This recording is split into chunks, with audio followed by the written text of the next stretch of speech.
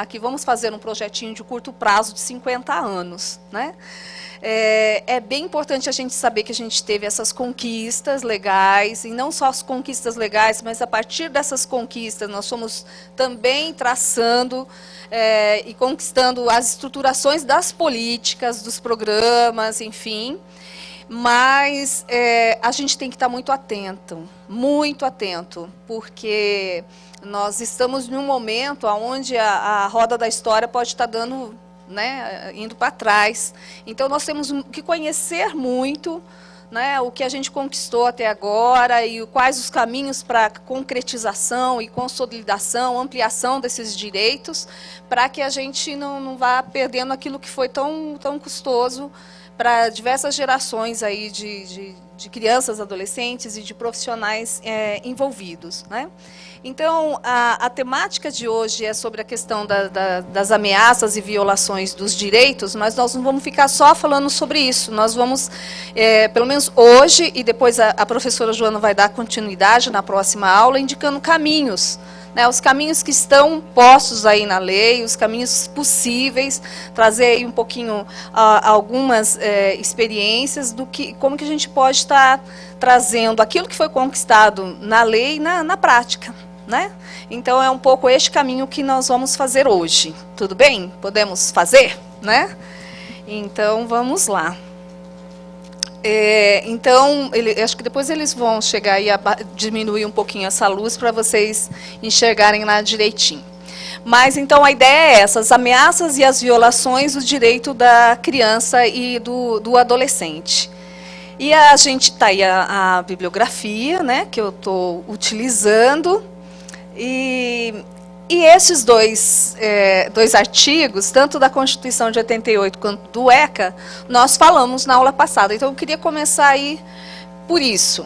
Então, de tudo que a gente falou das medidas de proteção, das medidas socioeducativas, enfim, a gente pode verificar, e eu marquei aí em vermelho, que é exatamente para dar esse destaque, que na Constituição de 88, o artigo 227, vai trazer, então, aquilo que nós falamos na aula passada, aquele que a gente partiu de uma doutrina do direito do menor e passamos para a doutrina da situação irregular, e estamos no processo, né, da questão da doutrina da proteção integral da criança e do adolescente.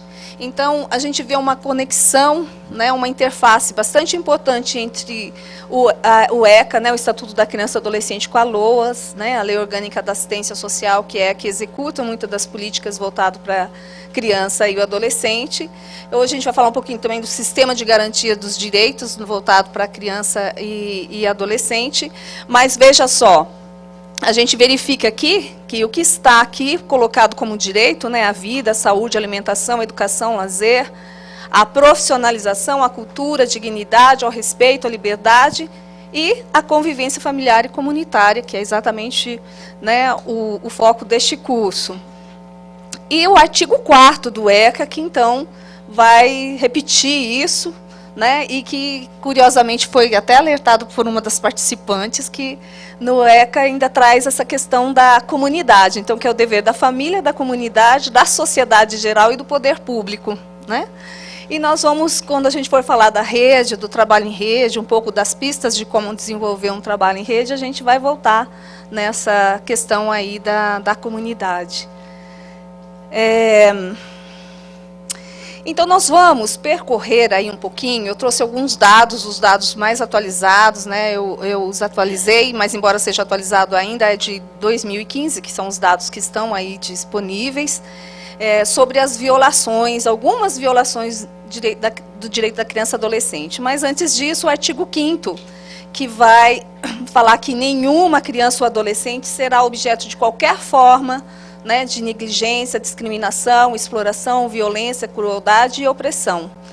E que, se isso ocorrer, né, vai ser punido na forma da lei, né, qualquer atentado por ação ou omissão dos seus direitos fundamentais.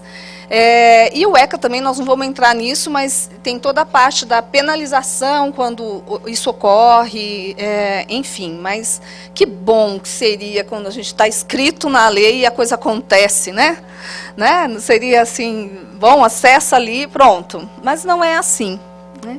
Há toda uma conquista para alcançar o 227 na Constituição. Depois, toda uma trajetória para conquistar o ECA. Aí, toda uma trajetória para estabelecer os programas, as políticas. Né? E aquele projetinho de curto prazo, 50 anos, né? Para fazer valer aquilo que está, né, na letra da lei. E diferente de outras leis, que muitas vezes as leis vão correndo atrás daquilo que já é estabelecido na sociedade, né, na questão dos direitos da criança e adolescente, quando a gente fala dos direitos, é o contrário. Né? A gente, muitas vezes, é mais fácil conquistar na lei do que, de fato, no dia a dia, como isso é bastante complicado, e até vocês mencionaram aí na aula de segunda. Mas vamos lá um pouquinho. Será que tem como diminuir um pouquinho essa luz aqui, ó, para eles, até porque a gente vai falar um pouquinho de números. Eu sei que parece que pondo número assim, fala assim, ai, vamos lá nos numerinhos. Mas vocês vão ver como é interessante e como é necessário a gente conhecer aí, falar de ameaças e violações. É importante que a gente traga aí alguns números para a gente poder entender. Primeiro, entendendo o seguinte, que aí no Brasil, nós estamos falando de 2015, tá bom? Que são os dados aí disponíveis. A gente tem aproximadamente aí 60 milhões de crianças e adolescentes, né, de 0 a 19 anos. E 1/3 concentra aqui na nossa região. Né? Então, um número maior está aqui na nossa região. Esse aqui marcado em vermelho é porque, em termos da porcentagem de concentração, a gente tem um número maior de crianças e adolescentes na região norte, porque é equivalente ao número total da população. Então, veja, é 37% aí arredondado dessa população de 0 a 19 anos na região norte, desculpa. Agora, o número maior mesmo, né, aí de 23 milhões, a gente vai encontrar aqui na região sudeste, mas que corresponde a 26% do total da nossa população. Só para a gente dizer o nível de grandeza de que população é essa que a gente está trazendo da questão dos direitos e também das ameaças, enfim. Outro dado que é importante a gente ter claro é que as pessoas aqui entre 0 a 14 anos que estão em situação domiciliar de baixa renda. Antes de a gente olhar aqui os pobres e extremamente pobres, para a gente poder entender, vamos ver aqui essa nota. Então, a pobreza é considerada, aí, em termos da estatística, que a renda domiciliar per capita ela é igual ou inferior a meio salário mínimo. Né? Então, é a renda domiciliar por pessoa. Né? E a extrema pobreza, então, é a renda domiciliar per capita mensal igual ou inferior a 1/4 do salário mínimo. Então, pega o salário mínimo e divide por 4. Então, vamos lá ver. Agora, nós estamos falando aonde estão essas pessoas de 0 a 14 anos. Então, nós vamos encontrar esses índices aqui. Então, 54%, né, na região do norte, 19%, né, isso de pobre, extremamente pobre, 19%, na região nordeste, 60%, extremamente pobre, 26%, né, no sudeste, 27% de pobre, de extrema pobreza, 5%, região sul, né, 23%, e aqui 5,2% extrema pobreza, e a região centro-oeste, aí 28% e 5% de extrema pobreza. Então, mas veja, olha a quantidade, né, 17 milhões de crianças e adolescentes, porque é de 0 a 14, né, numa situação domiciliar de baixa renda, né, no sentido da pobreza, e de extrema pobreza, 5 milhões.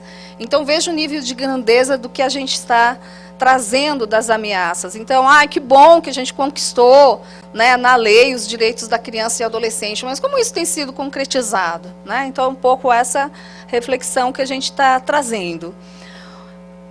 Outra é a questão dos homicídios. Em 2017, também para essa população de 0 a 19 anos. Então, é muito sério, né? Nós temos aí, aqui a porcentagem e aqui um número, né, inteiro, absoluto. Então, a gente vai ver aqui que a gente tem uma porcentagem muito forte na região Nordeste, seguido da região Sudeste, né, 18% das crianças e adolescentes, né, envolvidos aí, mortes por homicídios. Lógico que aqui na sequência a gente vai verificar, e olha, é tudo fonte, né, oficial, enfim, é do Sistema de Informação sobre Mortalidade. Nós não estamos falando de morte por doença, nós estamos falando de homicídios, é uma coisa séria. E aqui, homicídios, número de homicídios de jovens entre 0 a 19 anos, né? Lógico que aqui a gente vai pegar uma população que não é criança, mas enfim, porque a gente está falando especificamente que morreu por arma de fogo. Então, é a morte nas gangues, um matando o outro, né? As disputas nos pontos de tráficos, né? E veja, é um número estarrecedor, né? Então, do total do homicídio na região norte, né, 70% estava envolvido em armas de fogo. No Nordeste, 85%. No Sudeste, 75%. No Sul, 80%. E na Centro-Oeste, 78%. Então, ter 80% de jovens, né, sendo né, envolvidos aí em mortos envolvidos com arma de fogo. Então, é um nível de violência, né, é uma ameaça aos seus direitos, enfim, de uma forma muito, muito grave. E não tenha dúvida que isso está envolvido na questão do tráfico. Situação que vem a cada vez agravando mais. A gente vai vendo que quem atuava há 30, 40 anos atrás tinha uma situação, hoje a situação é bem mais complexa e mais difícil, né, se tratando sobre este tema. Mas o que é mais complicado é o tráfico ser uma única alternativa. E quando a gente pensa que o tráfico é uma alternativa porque eles não estão recebendo ou não recebem de outra forma, não tem uma estruturação dos direitos, né? E como está sendo negado, né, esses direitos que a gente viu, que é o papel da família, da sociedade, do Estado, garantir aquelas, né, saúde, educação, lazer, preparação para o mercado de trabalho, enfim. Então, se esses direitos não estão sendo garantidos, que é tratado pelos especialistas que existe um pré-fator porque eles entram no tráfico de droga, né, que está muito ligado à questão da pobreza e da exclusão social e a falta de perspectiva de futuro. Ah, professora, mas tem um monte deles que não tem nada a ver com pobreza, né? Mas nós estamos dizendo que existe um pré-fator que está muito vinculado.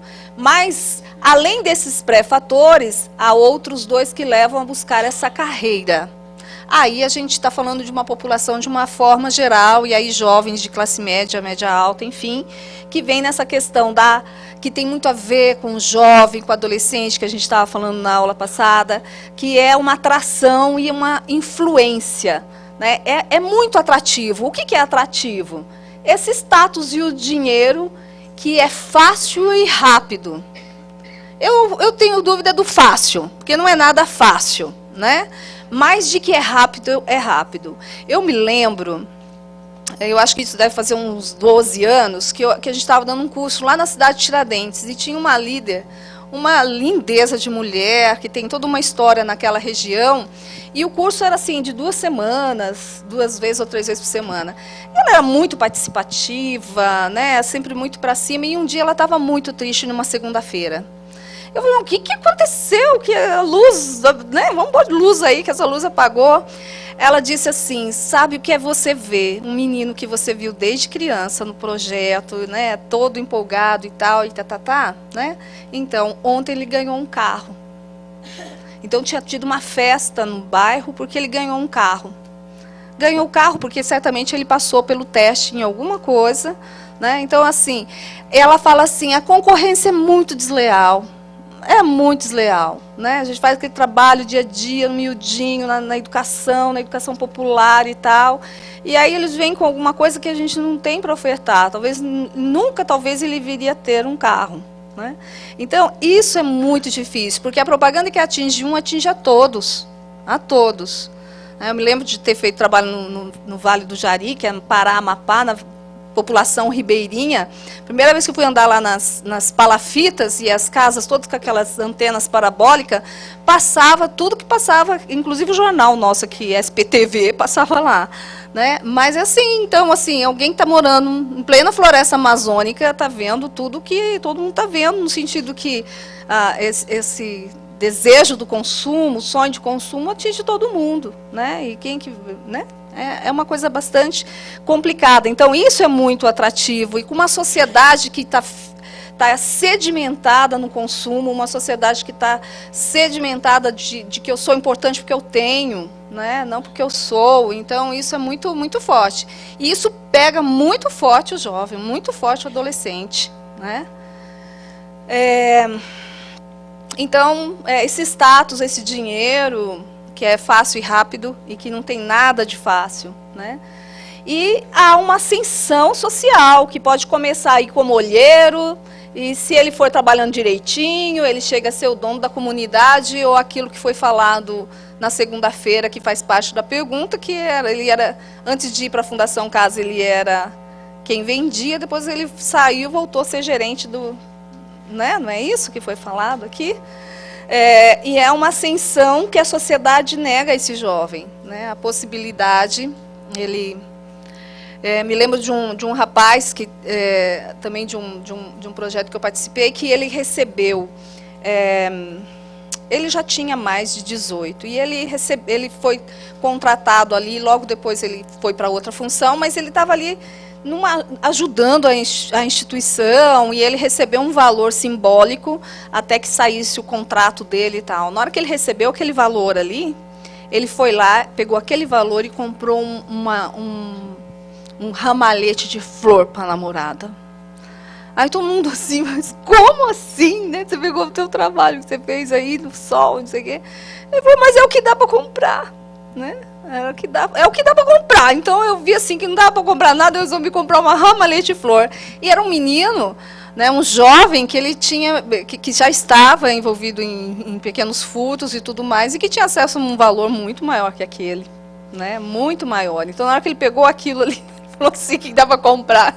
É uma ramalhete. Eu dou risada, para mim é muito triste isso. Então quando ele já tem um acesso a alguma coisa que é muito maior do que ele vai ganhar ali no salário mínimo que ele ia passar a receber, né? Não era o valor do salário mínimo, porque ainda ele não tinha sido contratado, mas é muito perverso, né?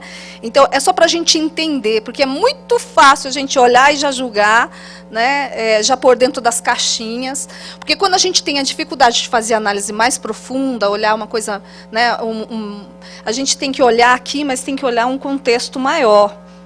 Então, às vezes a gente põe dentro das caixinhas, eu falo dentro das caixinhas no sentido assim, é tão complicado, eu não quero fazer um olhar mais apurado disso, que eu já estigmatizo, já ponho dentro, já nomino e pronto, né?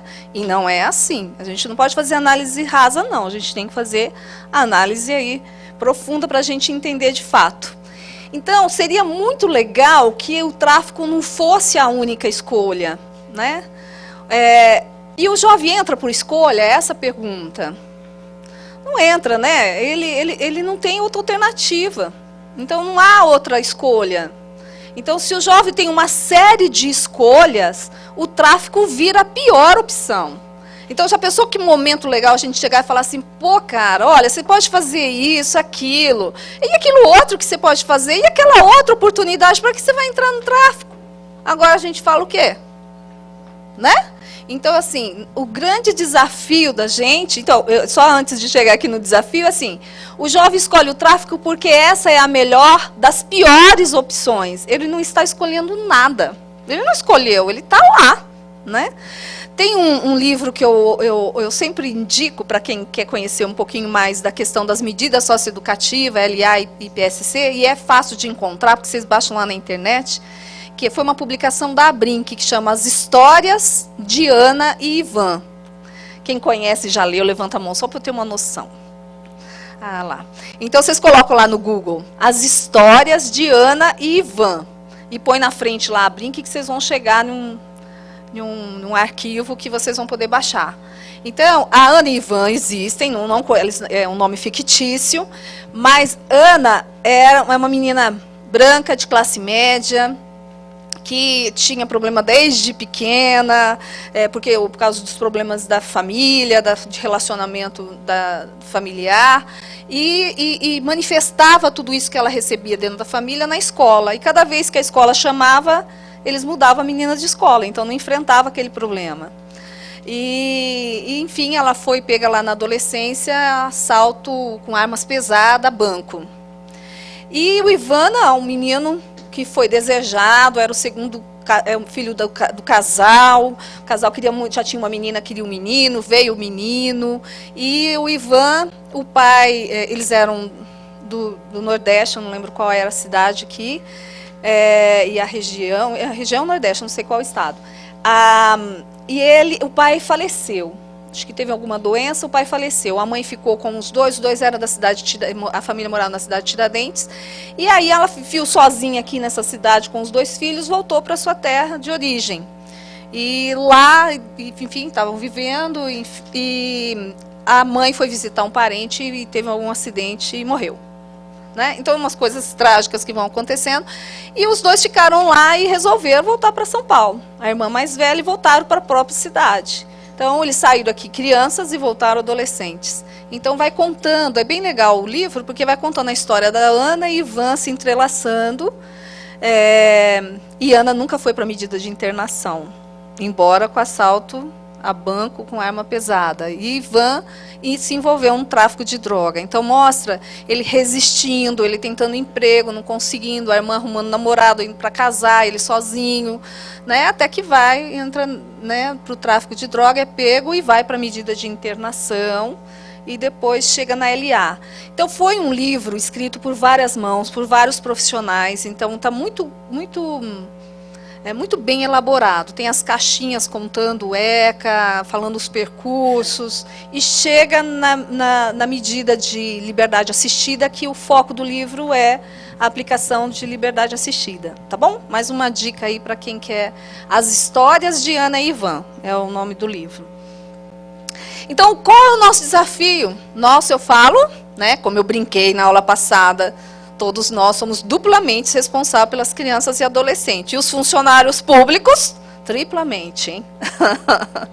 Então, o nosso desafio é reverter a situação para que o tráfico de drogas seja a pior solução do jovem, não a melhor solução. Né? Eita, desafio. Esse não é um projetinho de 50 anos, não. Para curto prazo. Bota projetinho curto prazo nisso. Né?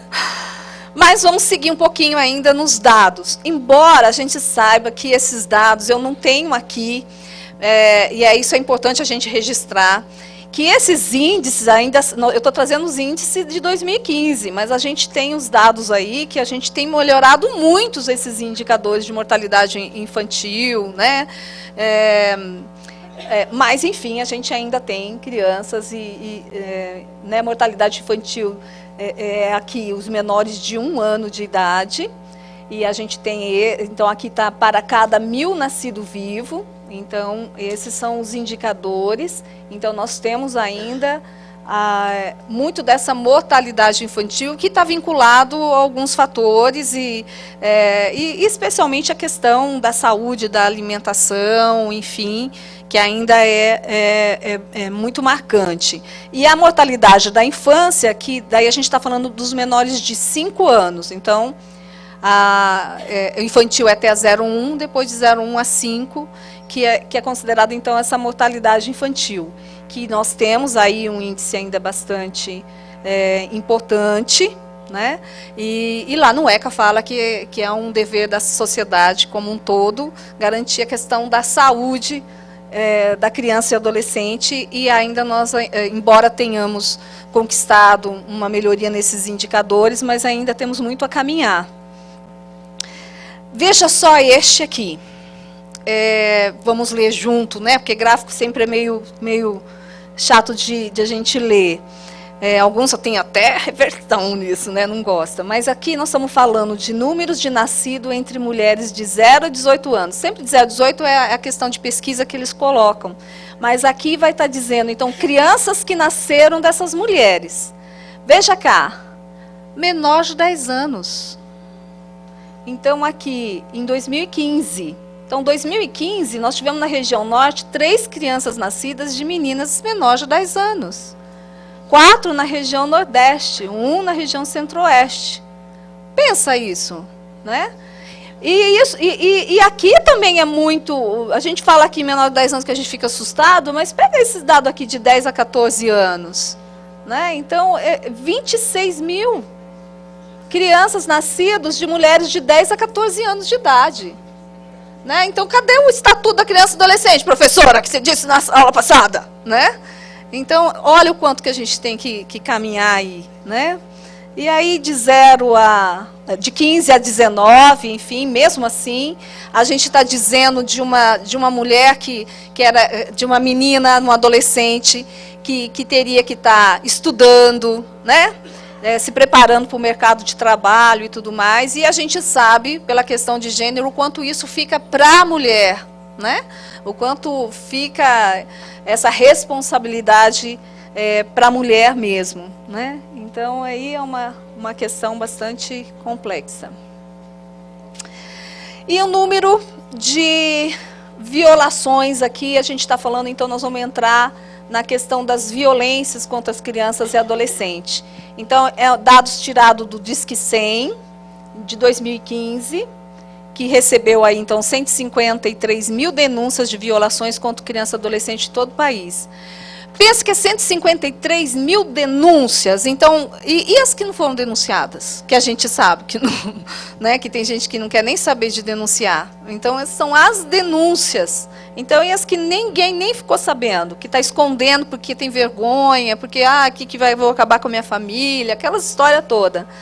Né? Então, veja aí a violência psicológica, a violência física, né, 36 mil, violência física 34, a violência sexual 17 mil, e a negligência 58 mil.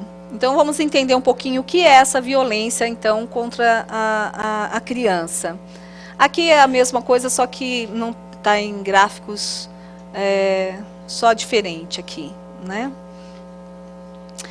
Bem, quando a gente vai falar de violência, é importante que a primeira coisa que a gente tem que ter claro, porque nós vamos falar violência contra criança e adolescente.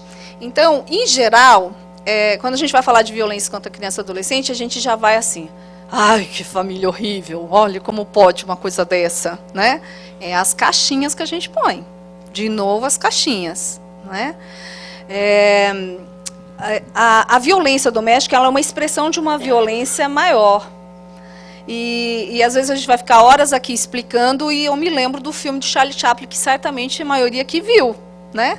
Que é na época do filme mudo, e que está lá o Charlie Chaplin, num período que a gente está chegando aí na modernidade, então o capitalismo é todo vapor, o taylorismo, produção rapidinho, né? Então, e a esteira andando, e o chefe do Charlie Chaplin, tempos modernos. Né? E ele fazendo rapidinho ali, e o chefe muito bravo. A esteira andando e ele não conseguindo dar conta. Né? Então, ele uma opressão o dia inteiro ali. Aí ele sai, acho que eu já estou confundindo com outro filme, que ele sai tudo assim, fazendo apertando os parafusos, mas enfim, é tudo da mesma época, não sei se é o mesmo filme. Ele chega na casa dele e briga com a mulher, e briga com ela. E ela pega e briga com o filho mais velho. E o filho mais velho briga com o meu irmãozinho. E o irmãozinho pequenininho chuta o cachorro. Isso dura uns minutos do filme, né? Que a gente levaria um tempão para explicar essa cadeia. Mas é isso, sabe? Da onde surge isso que eu estou fazendo aqui? De algum lugar. Né? Então, é esse conceito que a gente tem que ter claro, e vamos lá, as definições. Então, a violência é pensada sempre do ponto de vista das relações de forças expressas enquanto relação de dominação. São relações entre as diferenças nas sociedades, em que as diferenças das sociedades são convertidas em relações de desigualdades. Veja que diferente, qual é o conceito aí? Nós somos diferentes? Somos, todos nós somos diferentes, né? A única coisa que nos torna igual é que nós somos diferentes, né? Essa é a trocadilho mais perfeito, né? O que nos torna iguais às outras pessoas é que nós somos diferentes. Então, o que nos torna igual é a nossa diferença. O detalhe não é a diferença. O problema é criar a diferença ser convertida de uma relação de desigualdade. E essa desigualdade convertida em relação assimétrica e hierarquizada, que implica que a vontade de uns seja submetida à vontade de outros. É nesse sentido que a ação é violenta. Então, a violência, portanto, e aí é um conceito da Dalca Ferrari, portanto, uma ação que envolve a perda da autonomia, do modo que as pessoas são privadas de manifestar a sua vontade, submetendo à vontade e os desejos de outros. É o caso da dominação de classes sociais a outras classes. Então, a primeira violência, ela finaliza falando isso, a primeira violência que existe é o sistema que nós vivemos, né? Esse sistema capitalista onde uma classe domina uma outra classe, onde uma classe social detém os meios de produção e há uma outra classe social do trabalho que tem que se submeter, né, às condições de quem é o dono dos meios de produção. Então, só essa relação é uma relação de dominação e é uma relação violenta. Então, a violência, ela é uma expressão aí da questão social, e essa violência expressa na exploração de uma classe sobre a outra, violência nas relações interpessoais, violência de gênero, violência no trabalho, a violência urbana, a violência contra o idoso e o nosso tema aqui é a violência contra a criança e adolescente. Então, é necessário essa ressalva antes de a gente poder chegar na violência contra a criança e adolescente. E aí nós entramos na questão da violência doméstica. E vamos falar, então, das diversas modalidades da violência doméstica e como ela chega. Mas entendendo que ela não nasce lá. Ela é resultado de uma situação de violência nos quais as pessoas que cometem essa violência com criança e adolescente também estão submetidos, né?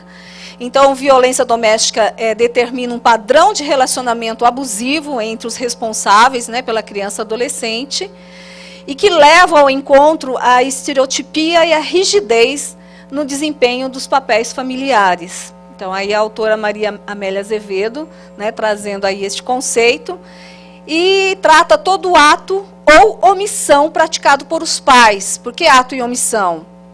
O ato de quem praticou e a omissão de quem viu cometer e está sabendo o que está acontecendo e não fala nada, né? Renato, este não está disponível na internet, que é uma pena, que podia estar, foi uma produção da Fundação Orça.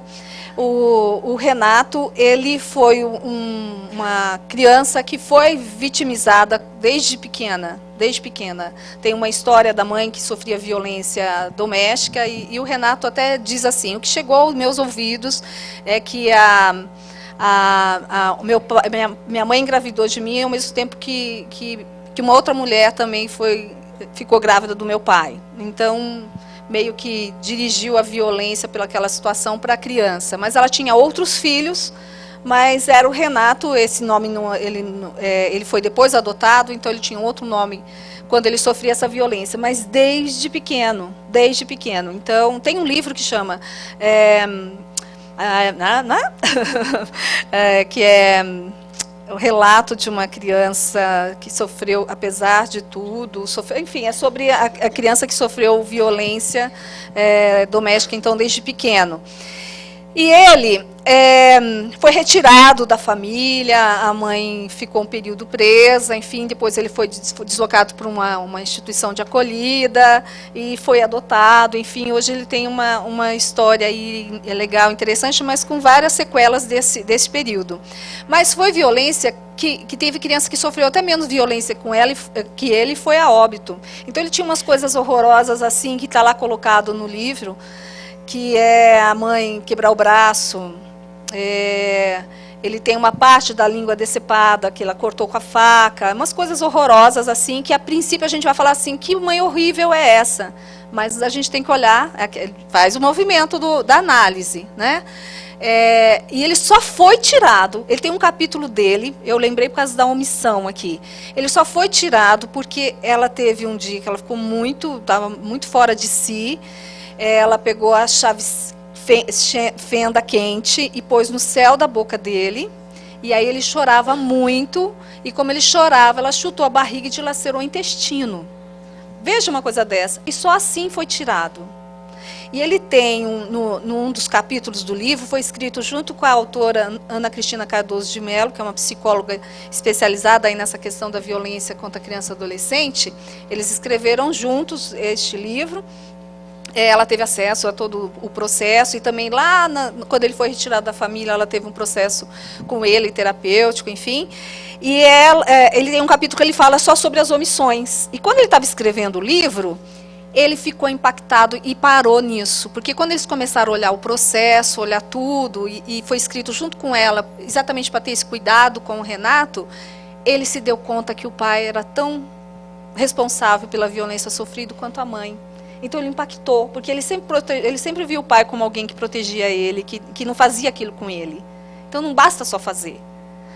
Chegar o menino está com o braço quebrado, chegar lá o menino está sangrando, está lá o menino, enfim. Então uma situação assim muito ruim. E aí então ele fala das omissões. Nesse capítulo ele fala da omissão do pai, ele fala da omissão, porque ele chegou a ser tirado uma vez e por um erro voltou para a família. E ele fala de uma visita de uma assistente social, que aí eu tenho que pôr a mão à palmatória, que eu sou uma assistente social, que chega lá e, na frente da minha mãe, pergunta se minha mãe bate em mim, né? Para rir, para a gente não chorar mesmo, né? Então é assim, esse é um capítulo que fala das omissões, e aí ele fala desde o promotor, do juiz, sabe? Porque ele teve acesso aos processos. A primeira vez que ele volta para a família, tem uma sentença, tem a manifestação do Ministério Público, que ele fala assim, como condenar uma mãe que está corrigindo seu filho? Está escrito lá e está posto no livro, né? Então, assim, ninguém quer enxergar, tem coisas que é tão difícil de ser enxergada que ninguém quer enxergar, né? Então, isso eu lembrei, nem estava programada para falar, até porque eu não trouxe o nome do livro certinho aqui para falar, mas por causa disso, que não é só o ato, a omissão também. Quando a gente escuta as coisas assim, né, vizinhança, etc. e tal, também a gente tem que olhar, é aquela história, quem é responsável por criança e adolescente no Brasil, né? Todos nós, os serviços também, de saúde, né? Não é? E levava em cada serviço diferente, porque ela era também, né? Não levava em cada lugar, no mesmo lugar. Então, assim, ninguém quer enxergar, né? E hoje tem todo o instrumental que você tem que preencher e tudo mais, né? E tá lá no ECA que se você omitir, você vai ser penalizado. Exatamente. Opa, peraí. Então, aqui. Implica, então, em uma transgressão de poder, dever, de proteção do adulto. Então, na hora que quem cabe cuidar, não está cuidando, ao contrário, está violando os direitos. E também essa questão da coisificação da infância. Então, o conceito mais rápido para a gente entender o que é violência é sempre quando eu coisifico o outro deixa de ser um sujeito e passa a ser uma coisa, né? Então, essa relação já é uma relação violenta. Aí eu não vou passar em detalhes cada um, mas vou tocando um pouco na questão da violência doméstica, violência psicológica, nós estamos falando de crianças, né? Então, a violência psicológica, ela está presente em todas as demais formas de violência que a gente vai falar aqui agora, né? Porque não tem como fazer violência física se a psicológica não está sendo atingida, né? Mas existe só a violência psicológica. Então é aquela sempre que você o tempo inteiro está inferiorizando, humilhando e desvalorizando aquela criança e aquele adolescente, sempre incluindo desmerecimento, né, por características físicas, psíquicas. Cora Coralina, isso vocês acessam na internet. Veja o poema da Cora Coralina que chama Minha Infância, né? É lindo, é triste, mas a forma como ela escreve é muito lindo. Então ela diz que ela era comparada, não era mais velha e nem era mais nova. Não, acho que ela era mais nova, porque depois o pai já faleceu. Ela era mais nova e ela era comparada com o pai que estava doente, né? O pai já tinha falecido, que essa palerma, cai à toa, nem deveria ter nascido, né? Então, tanto que foi poetisa e foi conseguir se colocar como poetisa depois dos 50, porque ela fala que ela teve que ressurgir e reencontrar, né, a sua autoestima lá dentro, né? Mas leiam, eu não vou lembrar do poema como um todo. Tinha uma época que eu até conseguia recitar, mas a idade vai chegando, a gente não consegue mais não, tá? Então leia lá, Cora Coralina, chama Minha Infância, vocês acham lá facilmente. A violência física representa então essa utilização da força física excessiva, inapropriada, né, que vem essa questão da negligência e abandono físico. E significa o fracasso dos pais e os responsáveis pela criança na realização adequada do seu dever como pai, ou seja, no suprimento das suas necessidades básicas da criança e do adolescente. Então, utilizar a força física excessiva e inapropriada. Este é o conceito de Duarte. Mas vários autores vão dizer qualquer força física. Qualquer situação aonde uma pessoa adulta, e vou empregar uma força para pôr limites ou enfim, penalizar uma criança ou adolescente. Ixi, se eu for pôr isso aqui em discussão, nós vamos sair essa noite daqui, tá bom?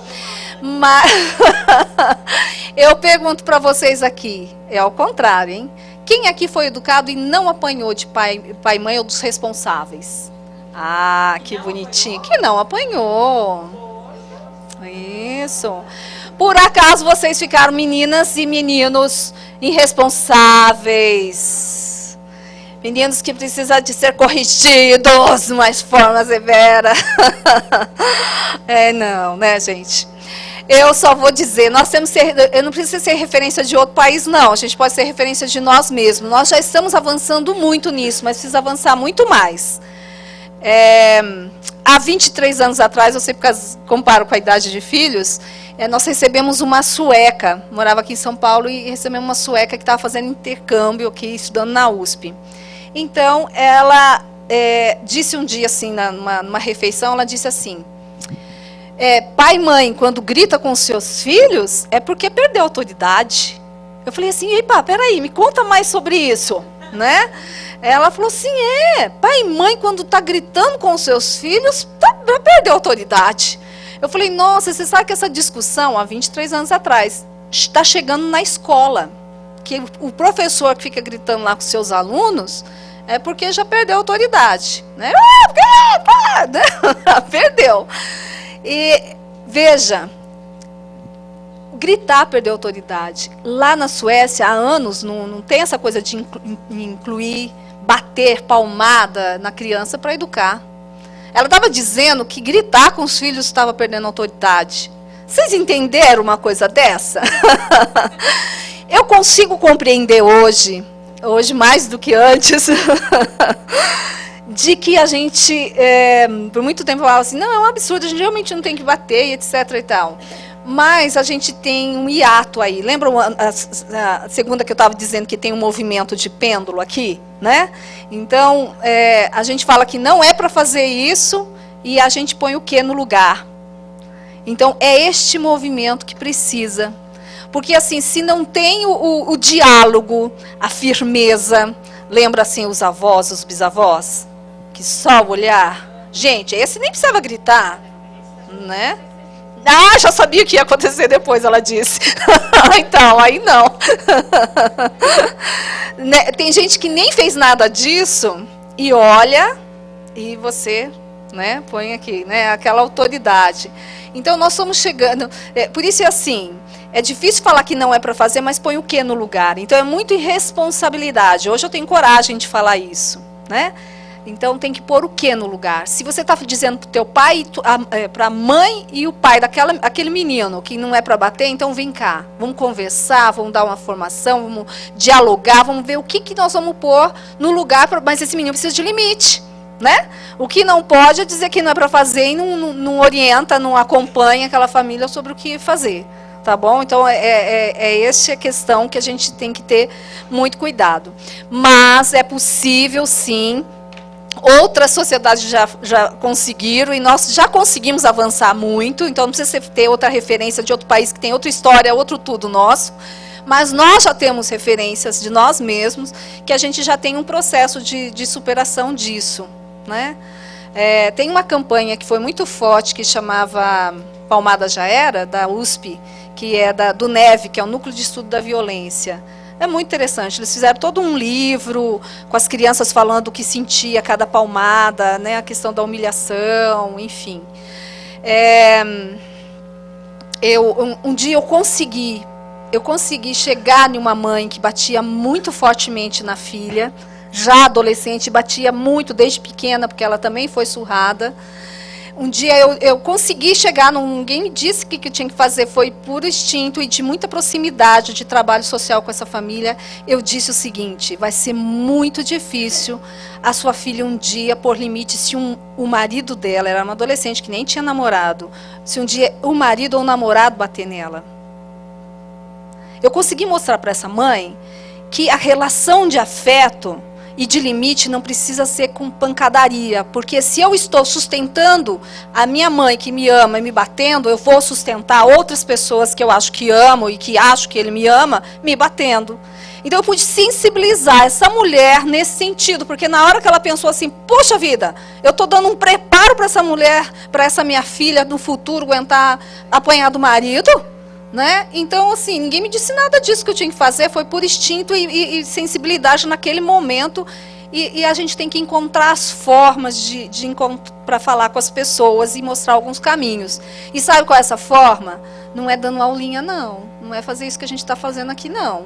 É no trabalho social, no dia a dia, conhecendo aquela família, sabendo as potencialidades, sabe? De ter um trabalho de longa duração, de muito afeto, de muito compromisso. Né? Porque senão a gente fica numa arrogância, numa situação, explicando para o outro que o outro tem que fazer. Vai lá viver minha vida para ver como que é a história, né? Não é? Negligência também inclui como violência, né? E a negligência, ela não é só uma negligência em termos materiais, mas é um abandono psicológico e emocional. Então, negligência é um conceito de violência bastante complexo. E vocês viram, deixa eu pôr aqui de novo, voltar aqui ó, no indicador, 72% incluiu aqui ó, de negligência. Era legal que pudesse decompor o que seria essa negligência. Em geral, é porque não está acompanhando aquela criança, não está dando todo o necessário, às vezes alimentação, ou não encaminhou para o médico, ou não está encaminhando para a escola. Isso tudo inclui como negligência. Mas a negligência vai mais do que isso, vai também deixar apoio afetivo, emocional, né, que cabe aí os responsáveis, né, pela criança e adolescente oferecer. E tem essa questão de aterrorizar a criança, né, ameaçando matá-la, machucá-la, abandoná-la, ou atitudes de isolamento, privando de ela ter, né, contatos sociais, ou atitudes de corrupção, estimulando a levar para a delinquência, ou produção de pornografia, ou atitudes de exploração, né, na questão dos trabalhos domésticos, que impede da criança ir para a escola. Tudo isso inclui como um conceito de negligência, abandono.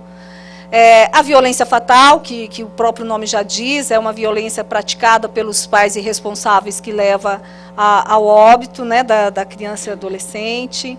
A violência sexual, que inclui toda a situação de que transforma a criança, de novo, o conceito da violência, né, que é transformar o sujeito em objeto, e a violência sexual é tratar a criança e adolescente como um objeto gratificante para as necessidades ou desejos sexuais do adulto. E aí, na violência sexual, aí a gente tem outros detalhamentos, outras modalidades, né? Que a violência sexual, ela envolve o contato físico, o não contato físico, né? Também é uma violência sexual, então a gente está falando de abuso verbal, de telefonemas obscenos, vídeos, filmes, voyeurismo, né? O voyeurismo é querer ver a criança, o menino, a menina nu, né? E sentir prazer por isso. É uma doença, precisa ir tratar uma pessoa dessa.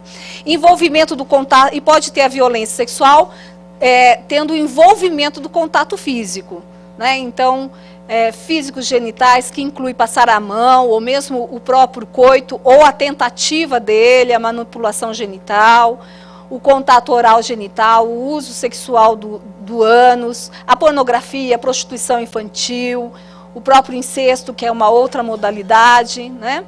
E existe o envolvimento do contato físico com violência. Então, a violência sexual é tendo contato físico ou não, tendo contato físico, às vezes até envolvendo uma sedução nisso, ou contato físico com violência. Então, que aí envolve a questão do estupro e até mesmo a questão da ameaça, intimidação, e que vai para a questão, inclusive, do assassinato até. E tem a questão do abuso sexual. Por que é diferente? É uma modalidade da violência sexual, tá vendo? Nós estamos ainda falando da violência sexual, mas é uma modalidade diferente porque está sendo estimulada uma sexualidade sem o consentimento válido de uma pessoa envolvida, implicando na violência psicológica, social ou física. Mas é abuso sexual, por que é considerado? E o que é esse consentimento válido das pessoas envolvidas? Crianças e adolescentes, parte do princípio que eles não têm condições. E vão aqui, daria mais outro pano para a manga, ficaríamos 3 noites conversando, vai me dizer que as adolescentes não têm como falar se quer ou não quer? Pode até falar, mas que tenha maturidade, não tem não, né?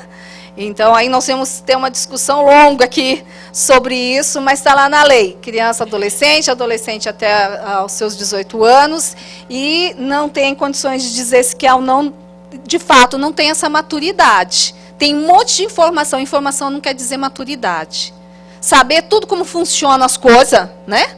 É uma situação. Agora, ter a maturidade para a escolha ainda não tem, não. Vai dizer que não tem? Tem algumas que pode até ter. Tem uns adultos que têm seus 50 anos que é mais imaturo do que um adolescente. Mas tem que estabelecer uma faixa de idade. Então, está estabelecida lá na lei. E o incesto significa que seja qualquer figura masculina ou feminina em que a criança ou adolescente deposita confiança e para as quais tem algum poder ou autoridade sobre elas. Né? Então, pode ser pai e mãe biológico, padrasto, madrasta, ou qualquer figura que está ali, que tem essa responsabilidade de cuidar da criança e do adolescente, ou está ali naquela convivência. E é a forma de uma estimulação sexual intencional por parte desse membro do grupo, né? E que possui um vínculo parental. Então, o incesto, inclusive, é de irmãos mais velhos com crianças menores, né? Então, não é só com os pais ou os responsáveis pela criança.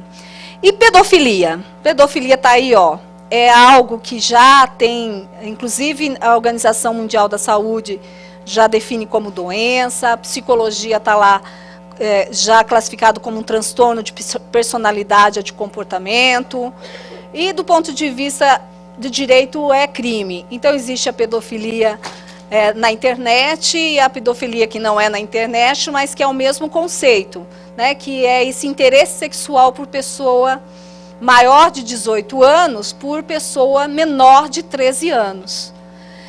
E que em si consiste nesse toque, carícia, enfim, mas não necessariamente. Né? Ele pode sentir prazer só de ver a imagem e tal, e que sempre envolve menores de 13 anos, então crianças, né, adolescentes muito jovens.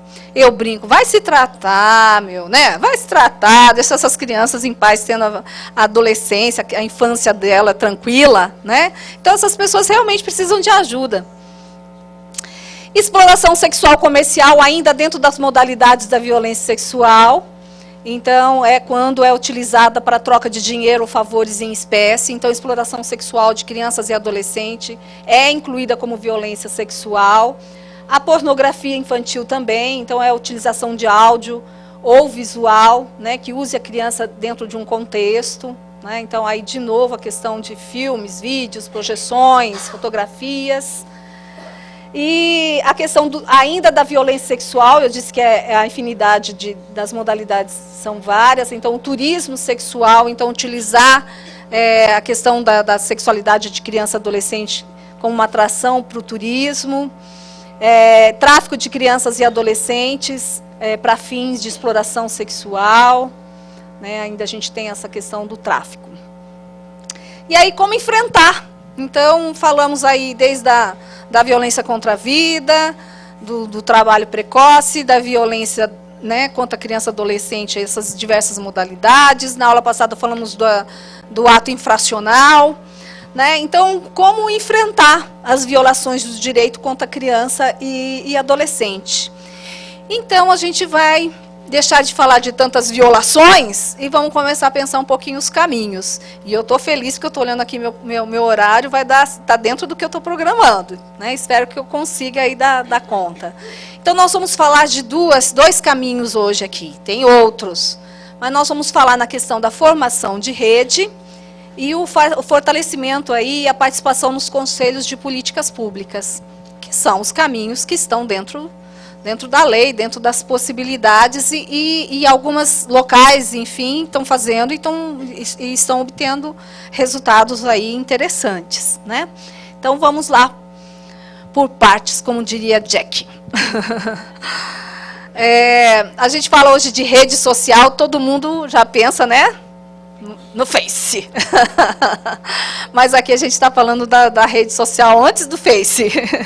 Das redes, né, intersetorial, enfim, da rede que a gente, né, que a gente vai construir de acordo com aquilo que a gente quer alcançar. Montesquieu, que era um filósofo, ele dizia assim, que a força do grupo compensa a fraqueza do indivíduo. Não é? Gostaram? Ó, vai publicar no Face. Montesquieu, né? Ele disse que a força do grupo compensa a fraqueza do indivíduo. Diante de tudo isso que a gente viu, pensa sozinhos a gente enfrentando isso. E mesmo não só sozinhos, pessoas, a instituição sozinha. Né? Então, nós temos que, todos esses trabalhos, todos esses enfrentamentos, ele não é feito só por uma instituição, ele tem que ter uma rede, né? E veja, então vamos lá conhecer um pouquinho, até dar pistas de como construir isso, a gente vai contar um pouquinho das experiências de rede. Então vamos lá para o conceito. Rede é um processo de captação, articulação e otimização de energias, recursos e competências, capaz de gerar um sistema de relacionamentos que organiza indivíduos, instituições de forma igualitária e democrática em torno de um objetivo ou uma agenda comum de caráter público. Então, nós podemos pensar assim, nós vamos formar uma rede de enfrentamento à exploração sexual comercial de criança e adolescente. Nós vamos formar uma rede de enfrentamento ou pelo direito da convivência familiar de crianças e adolescentes. Então, veja, quando a gente fala do direito à convivência familiar da criança e adolescente, imagine todas as organizações que estão em torno, que existe uma corresponsabilidade nisso. Então, a gente pensa assim, são indivíduos, instituições, né, que devem de ter, que vão se relacionar de forma igualitária e que têm um objetivo comum, e esse objetivo tem um caráter público, né? Quando a gente vai formar uma rede, E quem é que puxa? Então, vamos primeiro perguntar assim, nós vamos fazer um trabalho de rede, quem é que puxa? Aí um fala assim, era até legal fazer um trabalho em rede, mas sabe, a rede está tão desarticulada, né? E aí, alguém vai ter que tomar alguma iniciativa. Alguma organização, uma pessoa que vai chamando outra, e aí e isso tem que ser muito pensado, planejado, para poder ter o efeito que a gente gostaria. Porque senão, fica aquelas reuniões que a gente vai falar, essa aqui eu não volto nunca mais, né? Ou fala, mais uma reunião que vai mas não vai sair disso. Então, mas precisa insistir, precisa apoiar, precisa ser estratégico, precisa ter planejamento, né? Buscar parceiros. E tem pessoas, de novo falando de frases do Tião Rocha, que ele fala assim, não, vamos fazendo, porque tem outras pessoas que só vão vir com efeito demonstração. Né?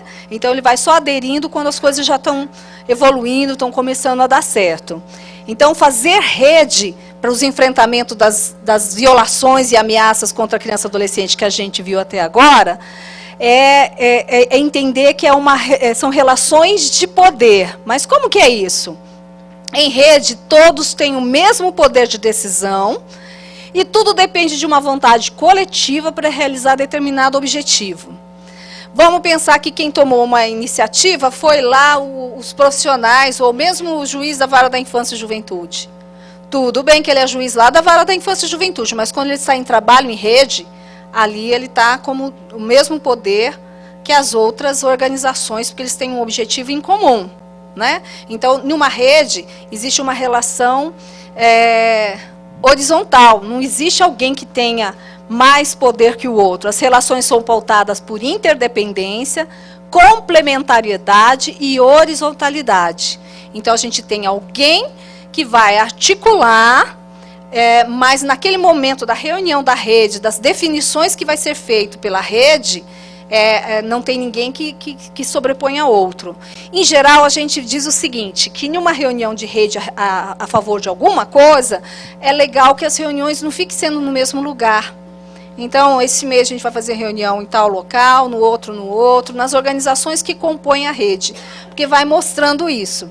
O que pode haver, até para as coisas começarem a ir andando e sedimentando, é definir que naquele período de tal tempo, sei lá, 6 meses, 1 ano, vai ter uma organização que vai puxar, que vai chamar, que vai encaminhar as pautas, que vai lembrar a data, que vai registrar a reunião, mas que depois já fica combinado quem vai fazer isso dali 1 ano ou 6 meses. Porque aí vai... não caracterizando que tem alguém que tem um poder maior que o outro dentro desta rede. Ok, gente? Então vai lá, mulher, ajuda com... não fala que não está, não. Vai lá e começa a funcionar. Formar uma rede é preciso o quê? Objetivos e valores compartilhados. Em geral, alguém tem uma organização ou um grupo de pessoas tem o objetivo. Mas o objetivo tem que virar um objetivo comum a todos. Então, assim, incorporou, né? Incorporou para todo mundo ou não? Então, tem que ser um objetivo e valores compartilhado. A cultura de rede internalizada, ou seja, uma liderança transformadora, com capacidade de negociação, de lidar com as diferenças, promover sinergia. Eu conheci 2 experiências muito legais de rede, uma na região de Itapeva, que era do atendimento à criança vítima de violência, das diversas violências. Então, quem que começou a ter a iniciativa? Foram profissionais do posto de saúde. E aí, os profissionais do posto de saúde começou a chamar as pessoas envolvidas. Então, começa a chamar o hospital, a Vara de Infância e Juventude, Conselho Tutelar, as escolas. E aí, um vem, outro não vem, mas vai sedimentando a rede. E quando eu tive contato com essa rede, eu fui até para conversar com eles sobre um tema lá, eles já eram reuniões que eles faziam mensalmente, mas eles já tinham um protocolo. Então era muito interessante, porque assim, a criança chegou no posto de saúde, qual era o procedimento? Ah, mas se na escola a professora observou alguma coisa, a quem ela tinha que comunicar? Ah, e quando estava lá no hospital, como que fazia? E na reunião da rede, era sempre para ajustar as coisas. Então, assim, o protocolo, olha, teve um encaminhamento lá que não seguiu o protocolo, quais as consequências disso, né?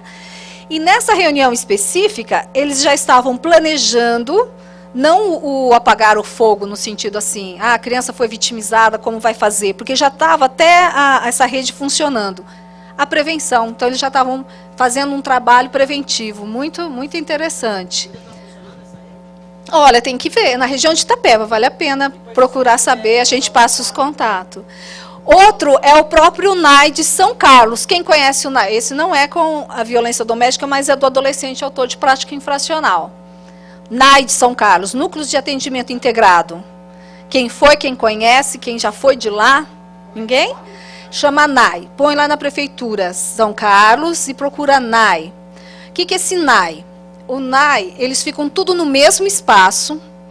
E vai lá, a gente está, inclusive, já entrando na resposta daquela pergunta que foi feita lá do adolescente, como que a gente faz para diminuir a reincidência, enfim.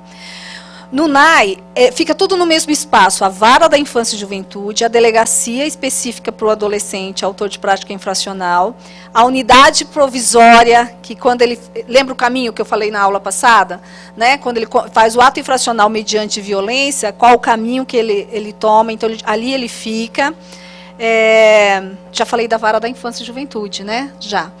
E, inclusive, o juiz de lá foi já apresentar em vários lugares, ele veio várias vezes aqui em São Paulo, e eles tinham indicadores muito interessantes, por causa que eles chegaram a despencar assim, de 30% a 40% de reincidências, chegaram a 3% de reincidência de adolescentes da época, vamos dizer, sei lá, tem 8 anos isso? Tem que ir lá ver como que está.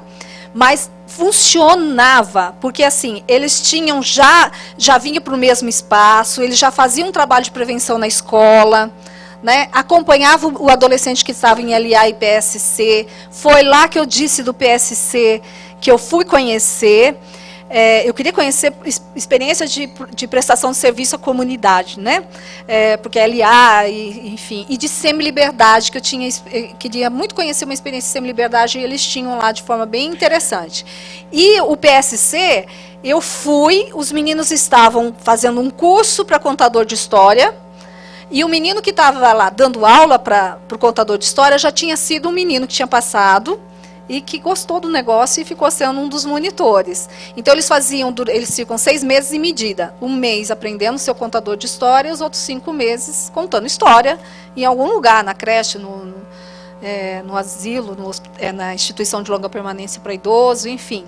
Né? Então, eram coisas... e na época tinha outros cursos, mas eu quis conhecer esse do contador de história. Então, coisas que era estimulante, tinha de elaboração de instrumental, construção de instrumento musical.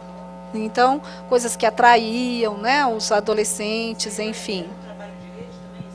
O NAI. Núcleo de Atendimento Integrado, por isso NAI. E nasce com essa questão da rede e tudo mais. Quem que é mais importante ali? É o 3J, a delegacia, a instituição que acolhe? Ninguém, é uma rede. Cada um no seu papel, cumprindo a sua função. Nas reuniões, então, o que a gente tem que ajustar aqui e acolá, né? Então, essa que é a história da rede, tá bom? Comunicação. Uma rede, ela precisa, de forma muito legal, ter uma comunicação eficaz dentro da rede, para o público destinado e na relação com a mídia. Então, entre nós, como nós somos uma rede, como que é a nossa comunicação? Então, a gente fechou alguma coisa, a gente está se comunicando, né? Um mínimo de formalismo, de formalismo mesmo, de ter uma ata, uma ata eletrônica. Hoje, com todos esses recursos eletrônicos, é tão mais fácil, né? Como que está sendo minha comunicação com o destinatário, né, para quem é voltado essa rede? E com a mídia, a mídia é um instrumental, né, é um veículo muito interessante, e que aí, quando vai se comunicar, eu vi pelo NAI, eu vi essa experiência. Então, eles nunca iam lá, assim, enquanto vara da infância e da juventude contar, ou a delegacia tal vai falar, ou o promotor público vai falar. Não, é o NAI de São Carlos. Então, eles falam em nome do núcleo, eles falam em nome do grupo. Esse de Itapeva era isso, eles falavam em nome daquela rede de enfrentamento à violência doméstica contra criança e adolescente, né? Um certo nível, então, de institucionalidade, com definição conjunta de regras, procedimento, funcionamento, critério, estrutura, referências, pactos e papéis. Formar uma rede não significa ter uma CNPJ novo, no sentido de ter uma organização nova. Não é isso, mas precisa de ter uma certa institucionalidade. Então, criar um slogan. Do livro, que está aí como referência, inclusive, eles falam de uma rede, esqueci o nome agora, mas é para a área da educação infantil de BH. Redim, lembrei, era rede para a questão da educação infantil. Então, eles começaram, e está nesse livro contando como foi a formação da Redim. Eles tinham um problema lá que não tinha serviço suficiente que abarcasse toda a demanda para a educação infantil. Então, eles começaram a construir uma rede em torno da educação infantil. Então, no livro conta toda a trajetória, e eles se comunicam dessa forma. Vai para a mídia, é a Redim que está dizendo, a Redim que está falando, e a Redim compõe quais instituições. Então, tem lá os slogans de todas as organizações que compõem a Redim. Eles chegaram em um nível que eles tinham, contavam inclusive com a educação infantil privada, no sentido de que eles iam ter uma capacitação para os profissionais dele, as creches privadas, né, a educação infantil privada, e ofertava vaga para as públicas ou para as ONGs, né, determinadas regiões que estava faltando, dava até vaga para aquelas crianças, enfim. Então, era um trabalho da Redim, que eles construíram em termos da rede, em torno da educação infantil.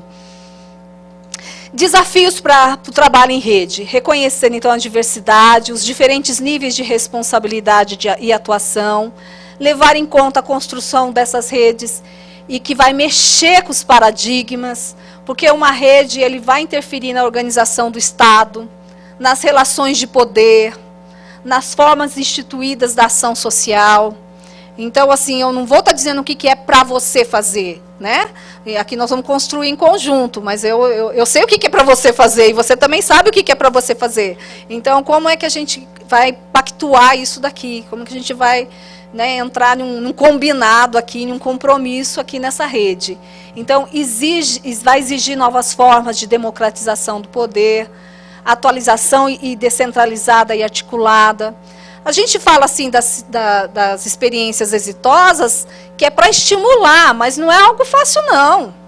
E isso eu não preciso dizer, porque certamente vocês já participaram de alguma reunião de tentativa de formação de rede.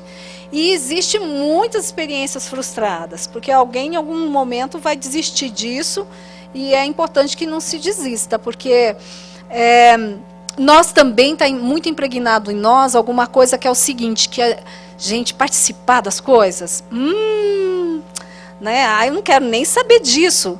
E, na verdade, a participação é inerente do ser humano.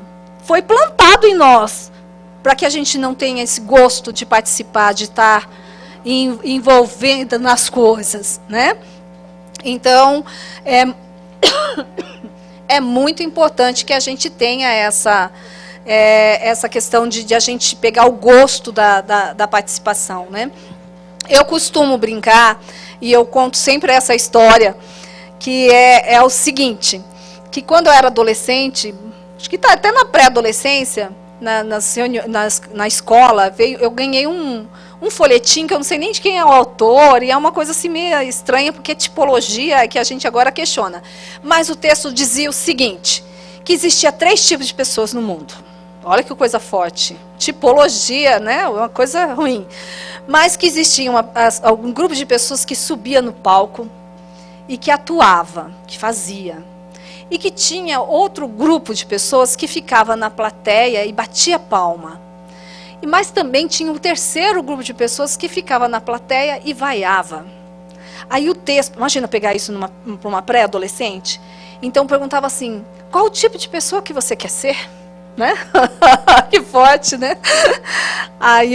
E aí assim, e aí aquilo me pegou muito. Eu falei assim, olha, quando eu não tiver a oportunidade de bater palma, eu vou querer subir no palco, no sentido assim, sabe? Porque ficar na vaia é complicado, né? Então, eu brinco que, embora isso me custe alguns finais de semana, mas é muito legal. Até hoje, há muito tempo que eu participo da Comissão Permanente do CRES. Tenho muito prazer em participar, pelo menos uma vez por mês eu fico lá o dia todo, mas isso me rende. Para vir para a reunião, já preparei os laudos, né, a análise e tudo mais. Eu entrego aquele dia, eu me dedico a isso, mas eu recebo um monte de coisa também, porque eu aprendo muita coisa. Não recebo nada, porque isso é militância, não tem nada de custos aí. Mas eu recebo de troca, de aprendizado. Né? Então, assim, você participar das coisas, eu brinco o seguinte, uma coisa você não perde, é o brilho nos olhos. Então, assim, tem gente que vai para uma reunião e fala o seguinte, não volto nunca mais nisso. Não, mas e por que não? Né? Então, o que você não gostou lá, muda. Né? Vai lá e muda isso, mas não vai ficar aí vaiando. Ou pior, que nem vai para vaiar, né? Acho que tinha quarto tipo, hein? Já que estamos falando de tipologia, tinha o quarto tipo, aquele que não quer nem ir lá, nem para vaiar. Né? Então, é nesse sentido que eu estou querendo dizer o seguinte. A gente quer muitas vezes mudança no local onde a gente trabalha, mas a gente também não faz nada de diferente. A gente não articula, a gente não se dispõe. Eu vejo situações de pessoas que não querem abrir mão de nenhuma hora. O fato de vocês estarem aqui fazendo este curso já mostra que é um perfil de pessoas que está interessado. Né? Porque assim, tem gente que não abre mão de nenhuma hora do seu dia. Né? Eu já participei de organizações como profissionais que a gente ficava disputando quem ia nos eventos. Mas também já participei de grupos de profissionais que ficava disputando para ver quem não ia. Não, eu já fui. Nesse eu não quero ir, não. Né? Não, eu estou falando mentira. Não, é complicado isso. Tem gente que não gosta, não, né? Ou você propõe, vamos fazer uma reunião assim. Estão te pagando para isso? Isso ninguém está cobrando, que você vai inventar para a tua cabeça? Está inventando coisa para a gente? O que é isso? Né? Então, é nesse sentido que eu estou dizendo, se a gente também não mudar um pouco, não mudar muito essa postura, e tirar tudo que foi impregnado nos nossos poros, que a gente não gosta de participar, que participação é um porre, de que não vai levar a nada, que vai ficar aquele nhenhenhen que não leva a nada. Né? Então, é entender de que sozinho nós não vamos conseguir as coisas, não. Que é articulado em rede, que nós vamos encontrar vários problemas, porque as pessoas pensam diferente, as pessoas vão ser encaminhadas para a rede e não decide, aquela pessoa que vai na rede vai falar que aquilo não dá certo, e aquelas pessoas que falam que tudo que você propõe, ela já fez de tudo e não deu ainda nada certo.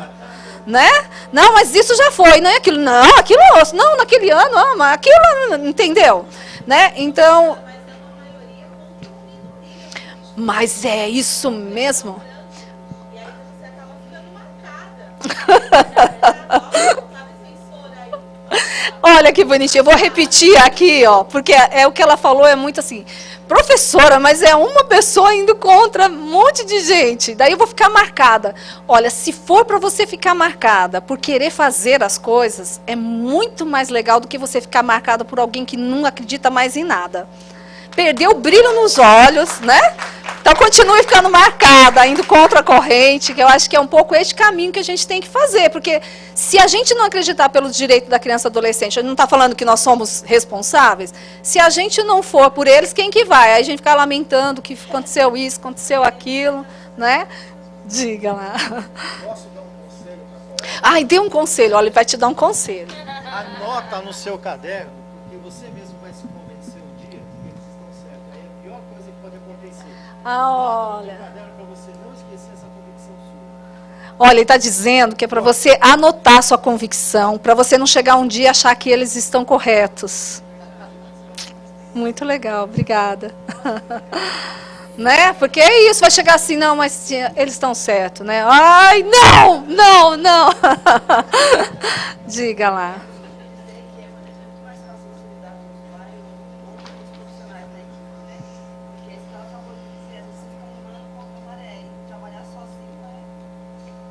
É isso. Ela está dizendo que às vezes a gente tem, as pessoas que a gente atende tem tantos problemas, às vezes tão difíceis, mas que às vezes é mais tranquilo do que com os próprios colegas, às vezes os parceiros, né? Mas nós vamos encontrando os parceiros. Isso mesmo. E tem gente que é o que o Tião fala, vai vir com o efeito de demonstração. Sabe, que quando a criança já está bonitona, né? Quando está magrelinha, feinha lá, ninguém quer, né? Mas quando vai pegando o corpo, o trabalho e etc e tal, aí ele chega, mas não acha ruim, não. Mesmo... o nosso trabalho, né? E aí você fala, é nosso mesmo, que ninguém faz sozinho, né? É isso mesmo. Porque nós estamos aqui desde o começo, né? Estamos aqui desde o começo, quando o negócio já está funcionando. Sempre acreditei, e é isso mesmo. Se não fosse ter o apoio, o que seria? E vamos abarcando, porque a nossa meta é outra. O que a gente sabe a nossa intencionalidade, a gente quer chegar, né? Então, é um pouco isso aí. Há dicas para a formação da rede. Então, o primeiro passo... Olha só, identificar iniciais e potenciais parceiros e interlocutores do nosso ali meio e fora da nossa organização. Então, primeiro eu vou identificando aí esses parceiros. O segundo passo, agregar novos interlocutores e potenciais parceiros. Então, não pense que numa primeira reunião vai vir todo mundo. E sabe aquelas reuniões que a gente chama todo mundo e vem meia dúzia e você fica o tempo inteiro falando para aquela meia dúzia? O quanto foi triste que você convidou 20 e veio 6. Pare de reclamar dos 14 e valorize os 6 que vieram, né? Então, aos poucos vão agregando outras pessoas. Reunir interlocutores e potenciais parceiros identificados e sensibilizados. Então, já é o momento de fazer reunião. Capacitar atores envolvidos. Então, para ser um objetivo comum a todos, eu tenho que dizer para que é aquela rede, por que ela é importante, né? Então, e precisa muitas vezes chamar alguém para contar do tema, trazer experiências de outras pessoas que conseguiram já avançar. E o quinto passo, monitorar e avaliar a ação da rede. Então, sempre monitorar e ver o que precisa avançar. Agora, o que são redes? A gente está falando de rede. O que são redes? Olha, aí nós vamos para os conceitos. Existem as redes espontâneas e primárias, que essa rede espontânea e primária é a nossa primeira rede, que é formada pelas relações primárias, interpessoais, espontâneas, que envolve aí a família, amigos, vizinhança, trabalho, comunidade e igreja. Essas redes de vizinhança, que alguns chamam de rede de vizinhança, é um trabalho muito legal também. No Morro de Santa Úrsula, no Rio de Janeiro, tem inclusive um livro que conta essa experiência, que eles encontraram uma forma de proteger crianças e adolescentes e idoso fortalecendo as redes primárias. Porque nós estamos aqui na capital, a gente sabe disso, no interior é diferente, em todos os outros locais. A criança está na rua, mas ela é conhecida, é filha de fulano, no ciclano, né? O idoso está lá na casa, mas o outro sabe, olha, você dá uma olhadinha lá para o meu pai, que eu vou dar uma corridinha ali, não sei aonde, não é isso? Então, essa rede de vizinhança, ela é mais forte. Mas nas grandes capitais, isso é mais difícil. Porque o seu vizinho você mal conhece, acabou de chegar, você mudou, né? Então, eles lá no Morro Santa Marta, eles fizeram esse trabalho de fortalecimento das redes, sabe, de vizinhança, essa rede primária. E quando a rede primária ela é forte, a gente tem crianças e adolescentes e idosos mais protegidos, né? Então, é um caminho bem legal. Outra rede é a rede de serviços sócios comunitários, que então é essa formada das organizações comunitárias, as igrejas, sociedade de bairros e outras. Então, é assim, que também envolve isso daqui, né, a comunidade e a igreja.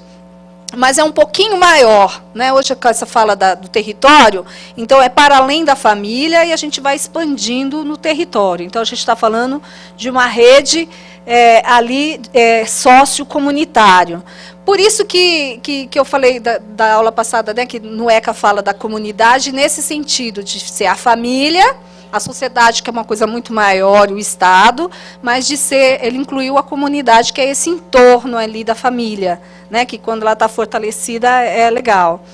Tem as redes setoriais públicas e as privadas, né, que é toda essa questão dos serviços de educação, saúde e habitação da área pública, e esses mesmos serviços da área privada, que é referente a mediante pagamento, e na Redim, que eu disse lá de BH, eles começam envolvendo esses setoriais públicas, mas depois eles envolvem o setorial privado também na área de educação infantil, né?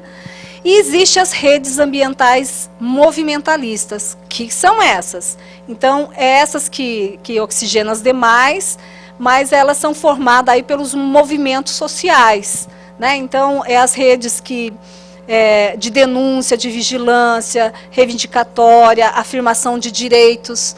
Eu diria que essa movimentalista tem esse caráter que a gente está querendo dizer aqui. Se eu tenho um movimento em prol dos direitos das mulheres, né, em prol do direito das mulheres negras, o movimento pelo direito da criança e adolescente, um movimento, enfim, que tem mais a ver com os movimentos sociais, não é uma rede interinstitucional, mas dos movimentos sociais, e que nós temos aí.